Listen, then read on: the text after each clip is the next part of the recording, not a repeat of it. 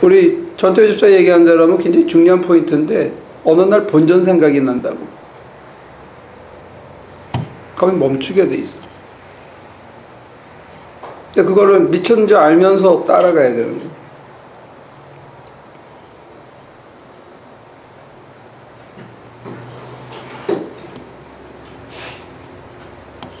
계속 미치지 않으면 지속이 안 돼.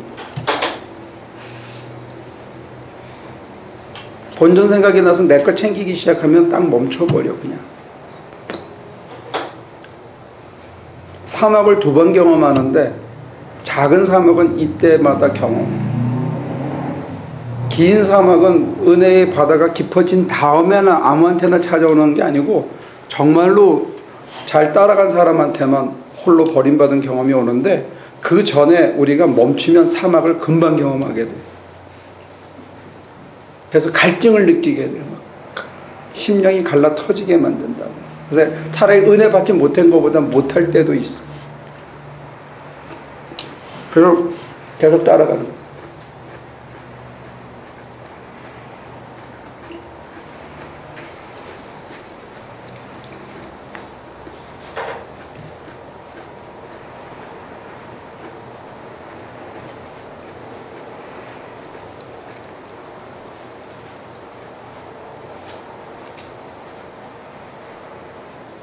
근데 이제 아까 태호가 얘기한 것처럼 병약하고 궁핍하고 박해와 곤란을 당하는데 할렐루야 하는 거는 정신질환자예요.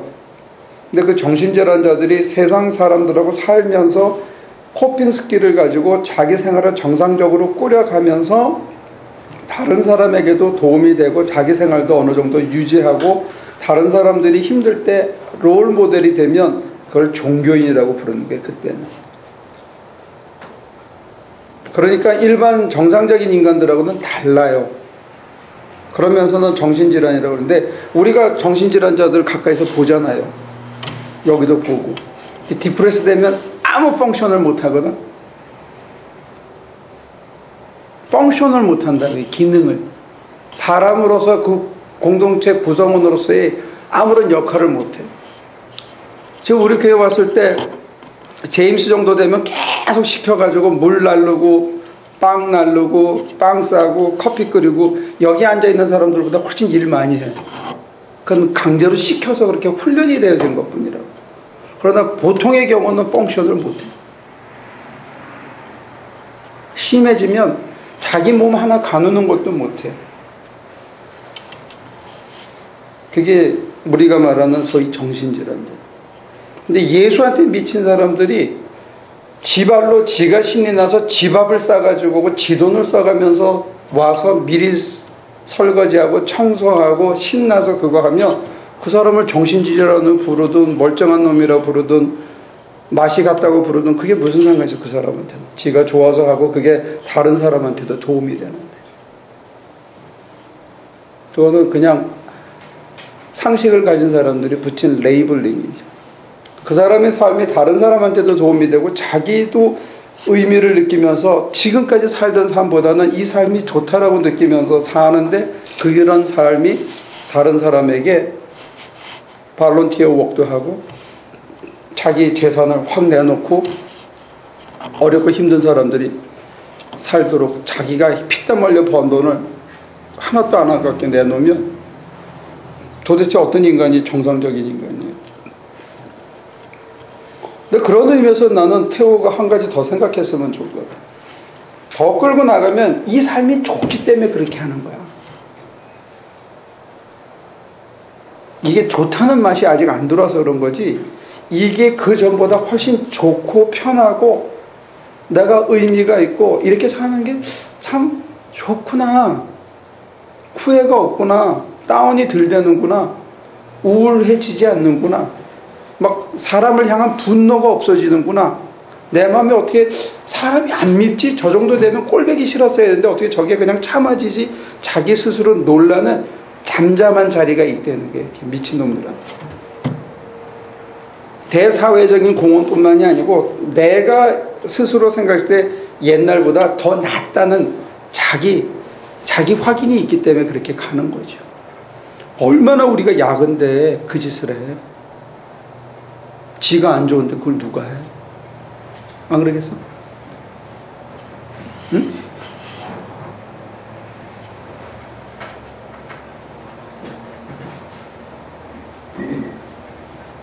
싫은 거 하시는 것 같은데. 그래? 조금 말씀. 아니 근데 그렇게 좋은 건데 주변을 돌아보면 왜 그런 분들이 이게 많지 않는 거에 대해서 의문이 되고 진짜 여러분 다른 사람들은 다 유혹에 넘어지고 약하고 이렇게 성교까지 왔는데도 그런가? 너 이번에 케냐 한번 가봐라. 아니, 물론 어쩌다가 한 명 있는 거 아니에요? 이렇게 어쩌다가. 돈 열심히 모아서 케냐 한번 가봐라. 그래서 비행기 표값 반대 줄게. 가서 신나서 쫓아다니는 패싹 많은 인간을 한번 보고 와가. 근데 그 사람 속에도 애들이 밉다는 마음이 있었대. 그런 사람 속에도. 그래서 나는 그 사람이 정직하다고 건강하다고 보는 거야. 그렇게 다 버리고 가서 살아도 시시때때로 언제까지니까 어떻게 저렇게 인간이 안 변할까 이런 실망이나 이게 따라온다. 끝날까지 그거는 완전히 해결되진 않아. 그러나 그 여정에서도 남에게 도움이 되는 인생을 살면서 자기 나름대로 기뻐하면서 순간순간 하나님의 기적을 체험하면서 사는 사람이 있다는 거예요.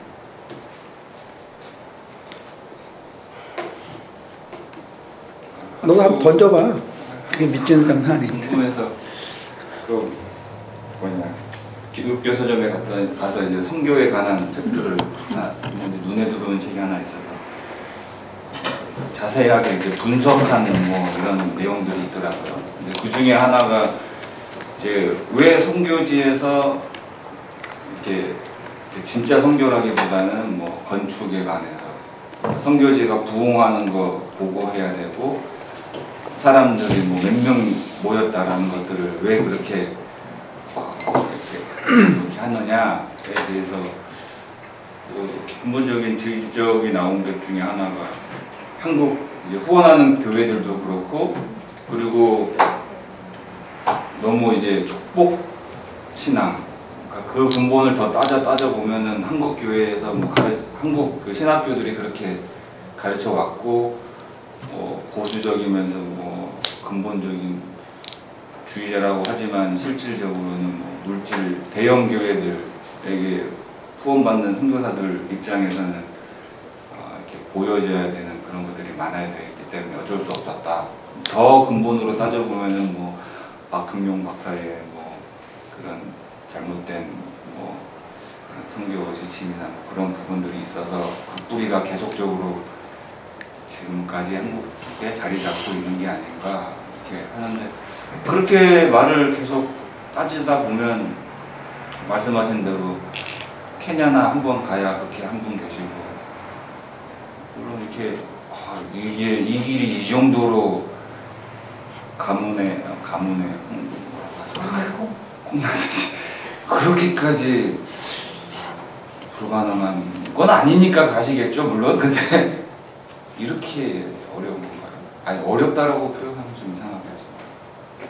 근데 나도 내 눈에 안 찼는데 이왕이면 그냥 계속 하려고 하는 거 하고 예를 들면 우리 거리교회 갔을 때 계속 우리가 10여 년째 10몇 년째 가는데 뭐 요즘은 나는 안 가지만 가라고 그러고 또 지원하고 이렇게 격려하고 하는 이유는 어디냐면 저도 예를 들어가지고 그분이 좋은 차 타고 다닌다 뭐 집사대더라 돈이 많대더라 뭐 옷을 좋은 거 입고 다닌다더라 하여튼 별소리를 다 듣거든요.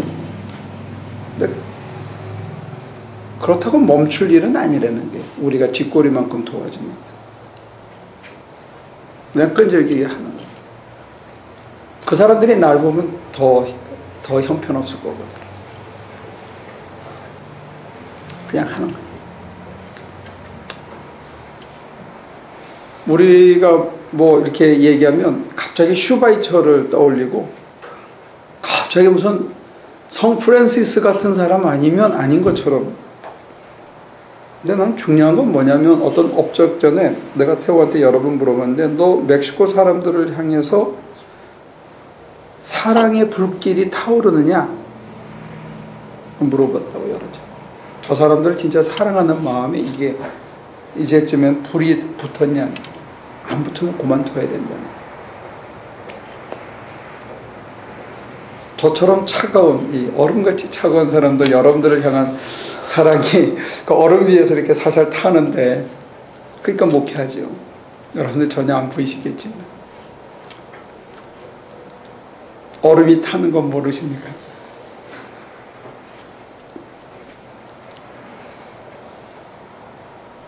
쿨하게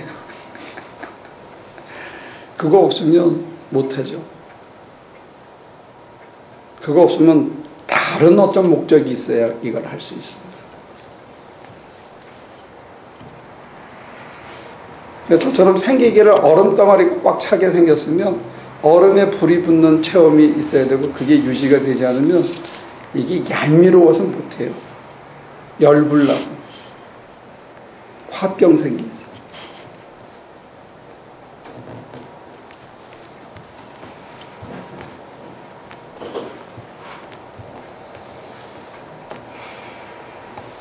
그러니까 그 사람이 뭘 어떻게 했든지 간에 나는 중요한 게 우리가 여정에 있다면 사람을 향한 그 잔잔히 타오르는 불길이 있는지가 중요한 거.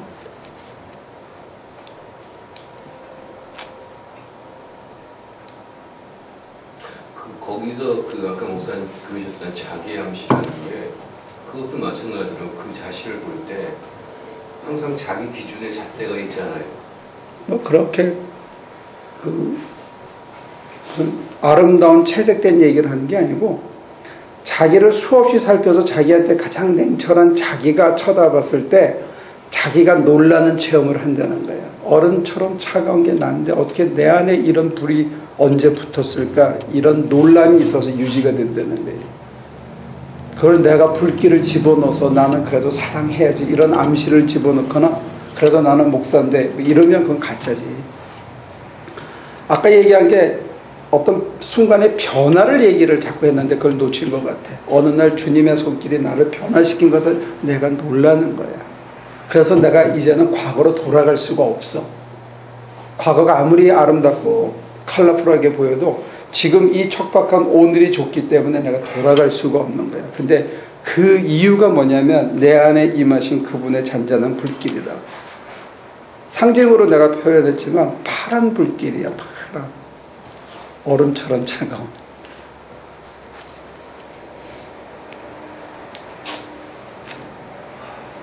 불길이 차갑겠네. 네? 불이 차오르겠지. 이렇게.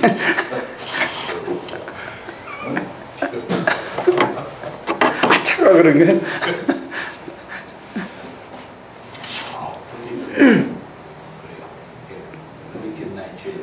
제일 차가운 거 있잖아요. 그러니까 그 액체질소 그거 맞았더니 비는 느낌으로 떨어져요.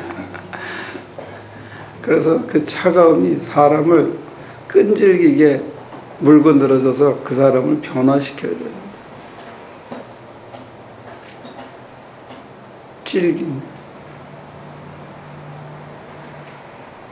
전 지사님이 그 얘기했던 그 정신병자 그 대목의 그 은혜 그가 족하다 그걸 갖고서는 전에 설교를 하셨을 거 아니에요. 누군데? 아니면 앞으로 할 거면은 어떻게 할 겁니다. 그러니까 제일 힘든 부분이 아닌가 싶거든요. 근데 그러니까 어느 순간에는 선교사님들도 그렇고 들어왔던 것들도 그렇지만 그 순간 잠깐 그래서 극복해서 간증거리로 이렇게 근데 지금은 이렇습니다. 스틸 그렇습니다가 아니고 지금은 이런 축복을 받았습니다. 라고 끝은 꼭 그렇게 가거든요. 보통 들어도. 근데 이 생활에 나는 참 만족하고 할렐루야 부다라고 이거 끝까지 듣는다는 거는 진짜 보통 그 목사님 얘기하신 대로 은혜를 받지 않고서는 그 자리까지 갈 수 있을까라는 매일 기도해야죠. 매일. 아니 선교사님들 보면 같이 있었던 그 선교사님도 보면 매일같이 기도하거든요. 근데 이런 기도 말고 이런 기도는 예수님이 하지 말라 그랬거든. 근데 이런 기도를 아침마다 저녁마다 하는 거는 별 의미가 없어.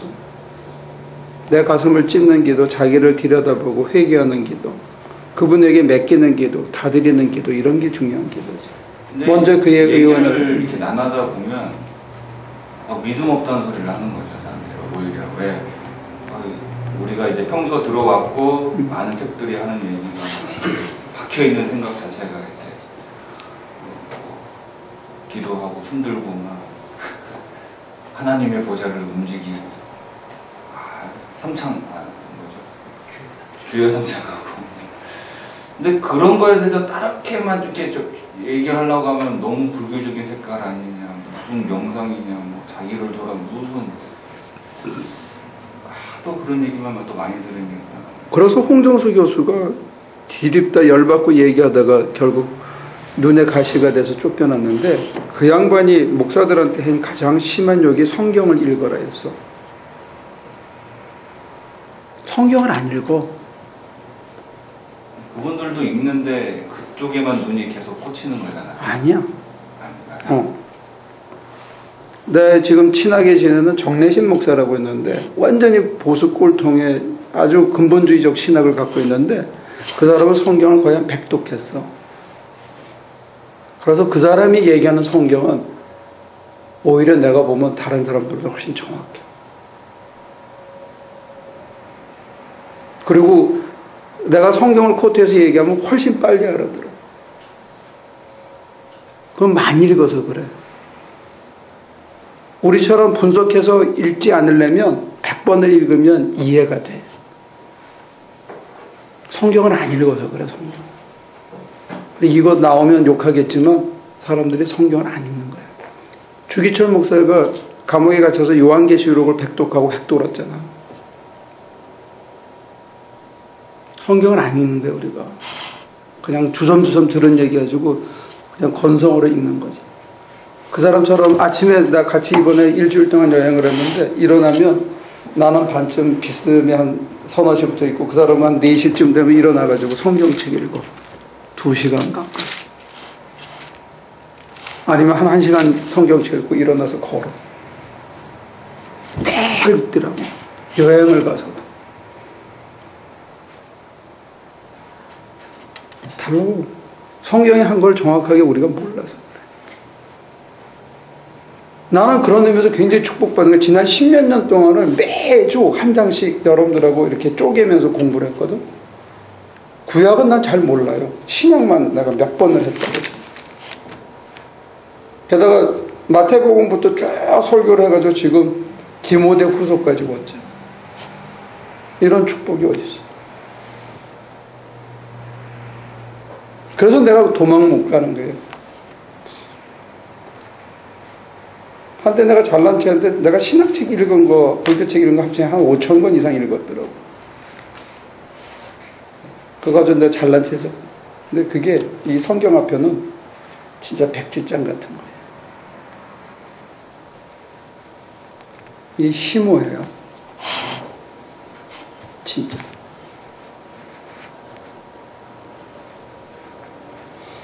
그 선교에 대해서 얘기하셔서 저도 굉장히 궁금한 게 하나 있었는데 그냥 목사님의 개인적인 의견을 듣고 싶어요.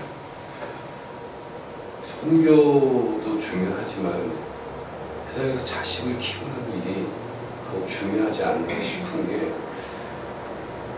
세상을 더 조화롭게 만들고 하려면 그 정말 제대로 된 인간 하나 만드는 게 정말 힘든데 그게 더 중요하지 않나. 저는 그 생각을 참 많이 갖고 있거든요. 거기 지금 두 가지 질문을 갑자기 얘기했는데 자식이 먼저냐? 주의 일이 먼저냐? 선교가 먼저냐? 그거는 다른 문제예요. 아니 지금 그 장 집사가 얘기한 것 중에는 내 자식 하나, 내 가정 하나 먼저 꾸리는 게 먼저가 아니냐 이렇게 했으니까 이게 질문이 두 개라는 게 어떤 게 먼저냐. 그다음에 자식을 제대로 키우는 일이 더 중요하지 않냐. 우선 그러니까 질문이 두 가지라니까 하나가 아니고. 근데 이것도 레이어가 한 10가지도 넘어. 그 질문 하나에 자식을 내가 키운다고 지 맘대로 자식이 내가 바란 대로 커주느냐? 아, 그렇진 않죠. 그러면 어떻게 해야 돼? 그러니까 부모가 제대로 올바로 써야 되는 거죠. 올바로 선 부모 밑에 제바로 된 자식들 없어. 아버지가 너무 빤듯하면 반항하고 싶어. 그게 저하고 좀 다르지 않나 싶어요, 목사님하고. 우리가 착각하지 말아야 되는데 훌륭한 인재들은 거의가 삼촌이 키웠어. 자기 자식한테 방걸음 물러서서 냉정하게 얼음처럼 차가운 사랑을 해줄 수 있는 부모는 이 세상에 거의 없어. 나도 아니야. 자식은 뜨거운 사랑만 갖고 크지 않고 어떤 때는 매를 대야 돼. 그래서 디모데 후서에서 바울이 디모데에게 얘기한 게 책망과 나무람과 견책이 따라야 된다는 거예요. 교인들에게. 이 두 가지를 같이 가야 된다고 얘기하거든. 그거 없이는 뜨거운 포옹과 더불어 매를 대는 것이 있어야 된다는 거라고. 근데 자식을 어떻게 키우느냐? 근데 두 번째 레이어는 뭐냐면 하나님께서 나보다 네 아들이나 네 부모를 더 사랑하면 나한테 합당하지 않다라고 얘기하는 거예요. 우리가 자식이냐 하나님이냐를 놓고 선택해야 할 순간이 와요. 해보면. 자식을 하나님의 손에 맡겨야 되는 때가 온다고. 그걸 못해서 많은 사람들이 넘어져.